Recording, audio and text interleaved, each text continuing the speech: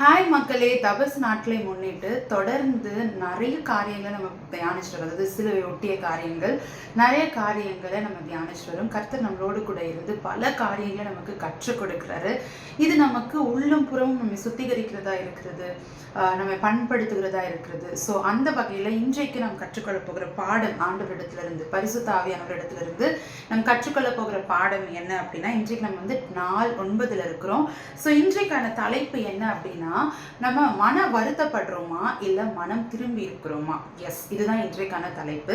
So இதற்கு ஆதாரமாக நம்ம எடுத்துக்கொள்ள போகிற வேத பகுதி மத்தேயு எழுதின சுவிசேஷ புஸ்தகம் 27ஆம் அதிகாரம் 3-4 வசனங்கள். அப்பொழுது அவரை காட்டிக் கொடுத்த யூதாஸ் அவர் மரணாக்கினைக்குள்ளாக தீர்க்கப்பட்டதை கண்டு மனஸ்தாபப்பட்டு அந்த 30 வெள்ளிக்காசையும் பிரதான ஆசாரியரிடத்திற்கும் மூப்பரிடத்திற்கும் திரும்ப கொண்டு வந்து, குற்றமில்லாத இரத்தத்தை நான் காட்டிக் கொடுத்ததினால் பாவம் செய்தேன் என்றான். அதற்கு அவர்கள், எங்களுக்கு என்ன, அது உன் பாடு என்றார்கள். அப்பொழுது அவன் அந்த வெள்ளிக்காசை தேவாலயத்தில் எரிந்துவிட்டு புறப்பட்டு போய் நான்று கொண்டு செத்தான். ஸோ இது நம்ம என்ன பார்க்கிறோம் அப்படின்னா, ஆண்டவராகிய இயேசு கிறிஸ்துவை யூதாஸ் 30 வெள்ளிக்காசுகள் காட்டி கொடுக்கிறான். காட்டி கொடுத்ததுக்கு பிறகு அவன் என்ன பண்றான், மனஸ்தாபப்படுறான். வசனம் சொல்லுகிறது, மனஸ்தாபப்பட்டு ஐயோ நம்ம ஒரு குற்றமில்லாத அதோட கான்சிக்வன்ஸை பார்க்கறான். அந்த பாவத்தை பார்த்து மனம் கசந்தான் அப்படின்னா, அவன் காட்டி கொடுத்த அன்னைக்கு அவன் மனம் கசந்தா எழுதிருக்கணும். ஆனா அவங்க என்ன பார்க்கறான் அப்படின்னா, கான்சிக்வன்ஸ், அந்த பாவத்துக்கு அப்புறம் ஏசுப்பாக்கு நடக்கிற சில காரியங்கள், இது எல்லாத்தையும் பார்த்துட்டு அப்போ அவன் என்ன பண்றான்னா, ஹிஸ் ரியலைசிங், அவன் பண்ண தவறை அவன் உணர்கிற அந்த தருணம் தான் இந்த தருணம். ஆனா அவன் உணர்ந்துட்டு அதை என்ன பண்றான் அப்படின்னா, அந்த காசை போய் ரிட்டர்ன் கொடுக்க போறான். பிரதான ஆசாரியர்கள் இடத்துல போய் ரிட்டர்ன் கொடுக்கும் போது அவங்க, எங்களுக்கும் சம்மந்தம் கிடையாது, நீ காட்டி கொடுத்த உனக்கான கூலியை நாங்கள் கொடுத்துட்டோம், இந்த காசை நீ என்ன வேணாலும் சொல்லும் போது அவங்க என்ன பண்றாங்க அப்படின்னா, அவங்க அந்த காசை திரும்ப வாங்க ஒத்துக்கல. ஸோ இவன் அந்த தேவாலயத்துல தூக்கி எறிஞ்சிட்டு அவன் போகிறதை நம்ம பார்க்கிறோம். அப்போ இதே சம்பவம் தான் நம்ம எங்க பார்க்க முடியும் அப்படின்னா, பேதுருவு வாழ்க்கையிலும், பேதுருவுமே இந்த சிலுவை ஒட்டிய நாட்கள்ல அவர் பண்ற ஒரு காரியம் என்ன அப்படின்னா, நான் உங்களை மறுதளிக்க மாட்டேன் ஆண்டவரே, உங்களை எப்பவுமே விட்டு கொடுக்க மாட்டேன்னு சொன்ன அந்த பேதுருவை ஆண்டவர் சொல்றாரு, இல்ல நீ சேவல் கூவுகிறதற்கு முன்பதாக 3 தடவை நீ என்ன பண்ணுவ, நீ மறுதளிப்பாய் அப்படின்னு ஆண்டவர் சொல்றாரு. ஆனாலும் அதற்காக அவன் ஜெபிக்கல. அந்த போராட்டம் வரும் அப்படின்னு தெரிஞ்சு, அந்த டெம்டேஷன் வரும்னு தெரிஞ்சு அவன் அதற்காக ஜெபிக்கல.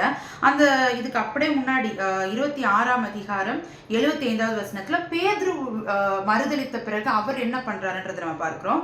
அப்பொழுது பேதுரு, சேவல் கூவுகிறதுக்கு முன்னே நீ என்னை 3 தரம் மறுதளிப்பாய் என்று இயேசு தன்னிடத்தில் சொன்ன வசனத்தை நினைத்து கொண்டு வெளியே போய் மனம் கசந்து அழுதான் அப்படின்னு நம்ம பார்க்கிறோம். ஸோ 2 பேரோட வேர்ட்ஸுமே ஒரே மாதிரி தான் இருக்கு. இவன் மனஸ்தாபப்படுறான், பேதுருவும் என்ன பண்றாரு அப்படின்னா மனம் கசந்து அவர் அழுகிறதை நாம் பார்க்கிறோம். இப்போ இந்த யூதாஸ் அதுக்கப்புறம் என்ன பண்றாரு அப்படின்னா, இவர் மனம் கசந்து அழுது என்ன பண்றாரு அப்படின்னா, தனக்கு தானே அந்த பெயின்ல இருந்து ஒரு விடுதலையை பெற்றுக்கொள்வதற்காக அவர் என்ன பண்றாரு அப்படின்னா, நான்று கொண்டு செத்தான் அப்படின்னு வசனம் சொல்லுது. அவன் என்ன பண்றான், போயிட்டு அவன் தற்கொலை செய்து கொள்ளுகிறதை பார்க்கிறோம். அதாவது ஆண்டவரிடத்துல அந்த காரியத்தை சீர் செய்து கொள்ளாமல் தன்னுடைய எமோஷனை, அந்த வருத்தத்தை அவன் எப்படியாவது போக்கிக்கணும். இப்போ அவனுக்கு ஒரு கில்ட் வந்துருச்சு, அந்த கான்சிக்வன்ஸ் ஆஃப் த பாவம், அந்த பாவத்தினால் ஏற்பட்ட விளைவுகளை பார்த்த உடனே அவனுக்கு ஒரு எமோஷனல் பெயின், ஒரு வலி, ஒரு இறுக்கம், இதெல்லாமே வர ஆரம்பிச்சிச்சு. இது வந்த உடனே அவங்களால இதை தாங்கிக்க முடியல. இப்போ இதுல இருந்து எனக்கு ஒரு விடுதலை வேணும்னா மரணம் தான் இதுக்கான விடுதலை அப்படின்னு சொல்லி அவன் என்ன பண்றான் அப்படின்னா, அவன் தற்கொலை செய்து கொள்ளுகிறதை நாம் பார்க்கிறோம். அப்ப இந்த இடத்துல யூதாஸ் மனஸ்தாபப்பட்டு அவன் மனம் திரும்பி இருக்கிறானா, அவன் திருந்திருக்கிறானான்னு கேட்டா நிச்சயமா கிடையாது. அவனுக்குள்ள இருந்தது வெறும் மன வருத்தம் மட்டும்தான். ஆனா இதே நம்ம பேதுருவுடைய வாழ்க்கையை பார்க்கும்போது, பேதுரு மனம் கசந்து அழுறாரு. ஆனா அதுக்கப்புறம் மறுபடியும் ஆண்டரிடத்துல ஒன்று சேர்ந்து ஆண்டர் கொடுத்திருக்கிற அந்த ஊழியத்தை, ஆண்டர் அவருக்கென்று வைத்திருக்கிற அந்த நோக்கத்தை, அந்த திட்டத்தை அவர் நிறைவேற்றுவதை பார்க்கிறோம்.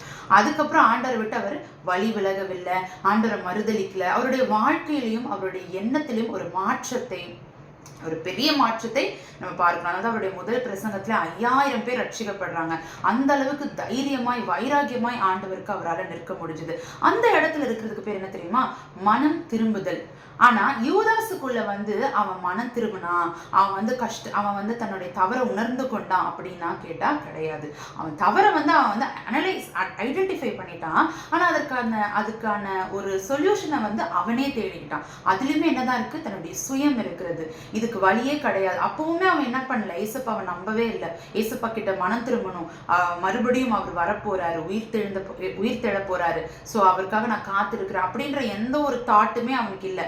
அவனை பொறுத்த வரைக்கும் அவ்வளவுதான், இவர் மேசியா கிடையாதுன்றத அவன் டிக்ளேர் பண்ணிட்டான் அவன் மைண்ட்ல. இவர் மேசியா கிடையாது, அதாவது இவர் இப்ப சிலுவையில அறைய போறாங்க. சோ அவருமே அந்த பாடுகளுக்கு தன்னை வந்து ஒப்பு கொடுக்குறாரு. அதனால இதுக்கப்புறம் நம்மளால வந்து இந்த உலகத்துல வந்து அவர்கிட்ட மன்னிப்பு கேட்கவும் முடியாது. அவர் எந்த தப்பும் பண்ணல, நான் தான் காட்டி கொடுத்தேன். ஸோ இது எல்லாமே ஒரு எண்ட். அவன் அதுல ஒரு ஃபியூச்சரே பார்க்க முடியல. அந்த அளவுக்கு அவனுக்குள்ள என்ன இருந்தது, தன்னுடைய சுயம் நிறைந்தவனாய் அவன் இருக்கிறத பார்க்கணும். அப்போ பாவத்தின் விளைவை குறித்து தான் யூதாசுக்குள்ள கவலை இருந்ததே ஒழிய, தான் பாவம் செய்து விட்டோம், எனக்கும் ஆண்டவருக்கும் இருக்கிற உறவுல ஒரு பிரச்சனை வந்துருச்சு, அதை நான் சீர் செய்யணும் அப்படின்ற மனம் திரும்புதல் யூதாசுக்குள்ள இல்லை. வெறும் துக்கம் மட்டும்தான் இருந்தது, மன துக்கம் தான் இருந்தது. நான் வந்து தவறு பண்ணிட்டேன்ற அந்த கில்ட்ல இருக்கிற ஒரு துக்கம் தான் இருந்ததே ஒழிய அதற்கான ஒரு சொல்யூஷன், அதற்கான ஒரு மாற்றம், அந்த தப்பு பண்ணிட்டேன் அதுல இருந்து நான் என்ன பண்ண போறேன்றதுதான் மனம் திரும்புதல். இன்றைக்கு நாமும் கூட நிறைய நேரங்கள்ல ஒரு தவறு செய்யறோம், ஆண்டவருக்கு பிரியமில்லாததான் ஒரு காரியங்கள் நம்ம செய்யறோம். யாருமே வந்து 100% பெர்ஃபெக்ட் கிடையாது, எல்லாருக்குள்ளும் குறைகள் இருக்கிறது. அப்ப அந்த தவறு செய்யும்போது நம்ம என்ன பண்றோம் அப்படின்னா, அந்த நேரத்துல மனம் கசந்து ஒரு வார்த்தையை கேட்கும்போது, ஆண்டவருடைய வார்த்தையை கேட்கும்போது, வசனத்தை கேட்கும்போது குத்தப்பட்டவர்களை நம்ம என்ன பண்றோம், எனக்கு அப்போ உணர்த்தப்பட்டுச்சு, நான் ரொம்ப வருத்தப்படுறேன், இந்த காரியத்தை குறித்து நான் செஞ்சிருக்க கூடாது அப்படின்னு சொல்லி நமக்குள்ள மன வருத்தம் வந்து நிறைய நேரங்கள்ல இருக்கு.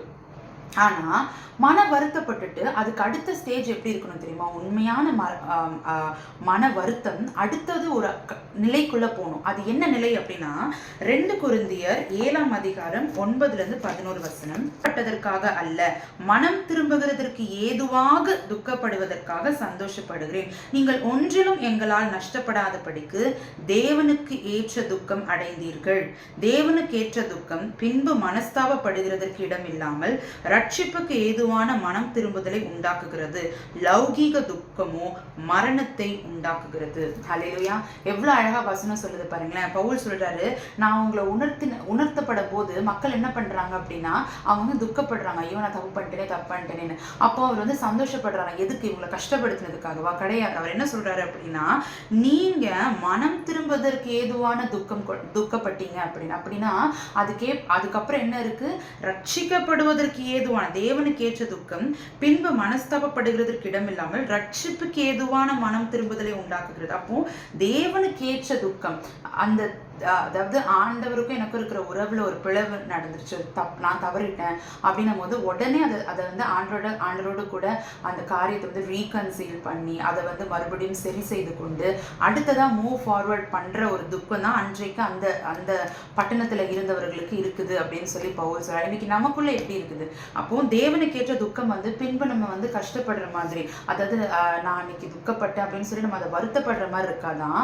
ஆண்டவருடைய காரியத்துல நம்ம உணர்த்தப்பட்டு நம்முடைய தவறை நம்ம தவறை நம்ம உணர்ந்து நம்ம தேவனுக்கு ஏற்ற துக்கம் நமக்கு இருக்கு அப்படின்னா அது நம்ம எதுக்கு நேராக வழி நடத்துமா, அது ரட்சிப்புக்கு ஏதுவாக வழி நடத்துகிறதா இருக்கு. அதனால அதை குறித்து நம்ம என்ன பண்ண மாட்டோம், மனஸ்தாபப்பட மாட்டோம். நீங்களே நம்ம வாழ்க்கையில் நீங்க யோசிச்சு பார்க்கலாம். நிறைய காரியங்கள் நம்ம பாஸ்ட் நம்ம தவறி இருப்போம். ஆண்டு அது எல்லாவற்றிலிருந்து அதை உணர்த்தி இது தவறு நம்ம கற்றுக் கொடுத்தே இருப்பார்.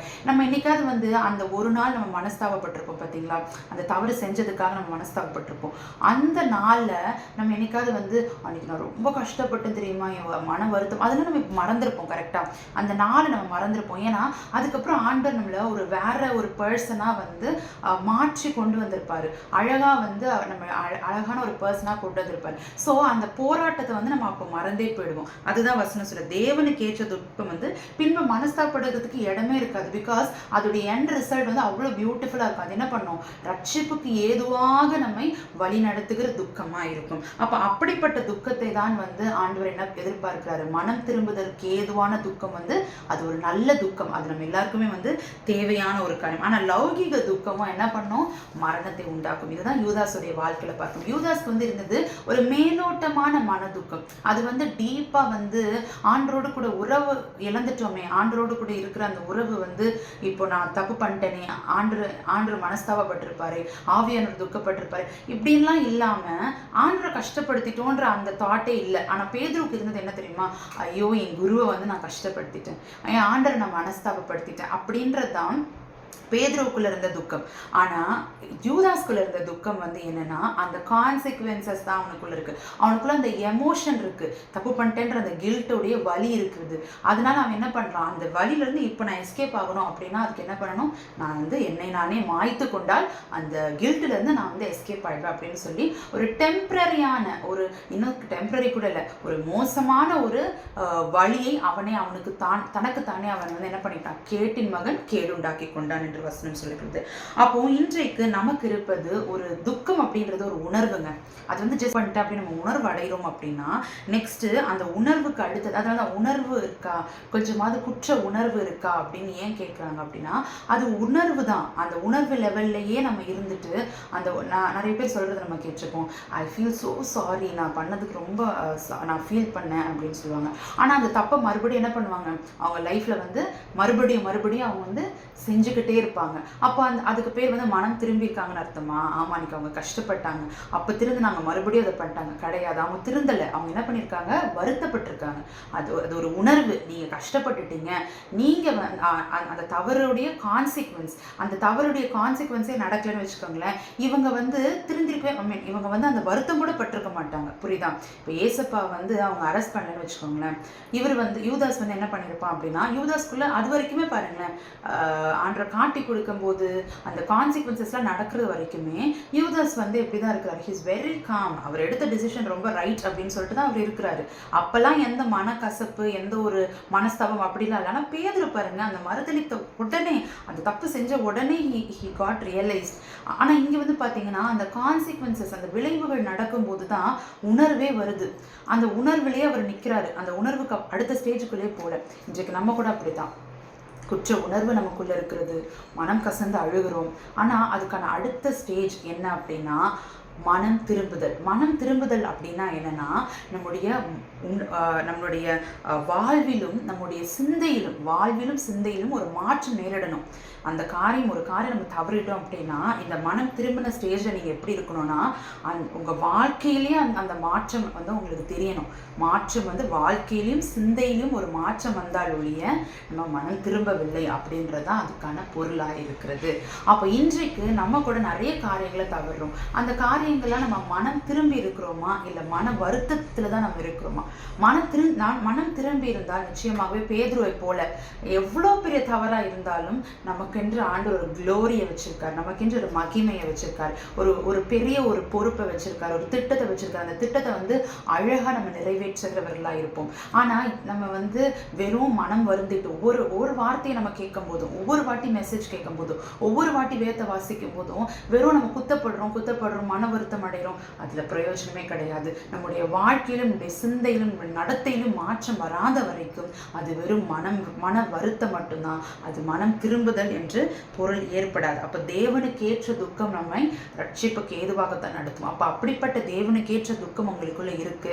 ஒரு தவறை செஞ்ச உடனே அப்படிப்பட்ட ஒரு குத்தல், ஒரு உணர்வு உங்களுக்கு ஏற்படுது அப்படின்னா, take it to the next level of repentance. வெறும் அதை வந்து ரிமோர்ஸ் ஸ்டேஜில் மட்டும் வச்சுட்டு இருக்கும்போது அதில் பிரயோஜனமே கிடையாது. உங்களுக்கும் பிரயோஜனம் கிடையாது, அதில் யாருக்குமே பிரயோஜனம் கிடையாது. பாருங்களேன், யூதாஸ்குள்ள இருந்த அந்த துக்கம் அவனுக்கும் அது பிரயோஜனப்படலை, இந்த உலகத்துக்கும் அது பிரயோஜனப்படலை. ஒரு சீஷனாய் அழைக்கப்பட்டவன் அவனுடைய அழைப்பை விட்டு வழி விலகி போகிறதுக்கு அது ஏதுவாக இருந்தது. அதான் லௌகிக துக்கம். ஆனால் பேதுருவுக்குள்ள இருந்த துக்கம் ரட்சிப்புக்கு ஏதுவாக பேதுருவையும் வழி நடத்தினது, ஆதி திருச்சபையும் வழி நடத்தினது. இன்றைக்கு உலகம் முழுவதும் கிறிஸ்தவம் பரவுகிறதற்கு அந்த துக்கம் காரணமாக இருந்தது. இன்றைக்கு நமக்கு இருக்கிற துக்கம் எப்படிப்பட்ட துக்கமாக இருக்கு? அது தேவனுக்கு ஏற்ற துக்கமாக இருக்கா, லௌகிக துக்கமாக இருக்கிறதா? ஸோ இன்றைக்கு நாமே நிதானித்து அறிவோம். இந்த நாட்கள் எல்லாமே நாமே வந்து ஒரு better version of our selves in கிரைஸ்டாக கொண்டு வரதான். இது வந்து இட்ஸ் ஸ்பிரிச்சுவல் க்ரூமிங் டைம். ஆவிக்குரிய க்ரூமிங் வந்து என்னென்னா, நம்ம வந்து இன்னுமே வந்து மெருகேற்றி கொண்டு இருக்கிற ஆவிக்குரிய வகையில் இன்னுமே மெருகேற்றும் காலமாக இந்த 40 நாட்களையும் கன்சிடர் பண்ணிக்கோங்க. அந்த உள்ளே இருக்கிற அந்த அசுத்தங்கள், ஆண்டவருக்கு பிரியமில்லாத காரியங்கள், நம்ம அதை வந்து எப்படி வந்து மேக்கப் போடும்போது அந்த பிளெமிஷஸ்லாம் இருக்குது.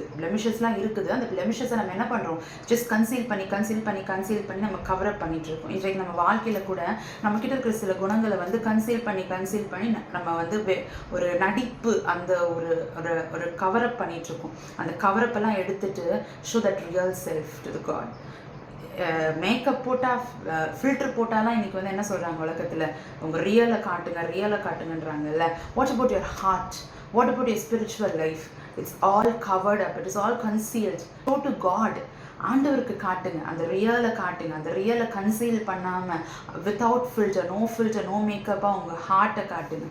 அதில் இருக்கிற காரியங்களை ஆண்டவர் அந்த பிளெமிஷஸை, அந்த கரைகளை, அந்த அந்த அந்த கரைகள் எல்லாவற்றையும் அவர் நீக்கி அவங்கள வந்து அழகாக மாற்றுவார், மெருகேற்றுவார்.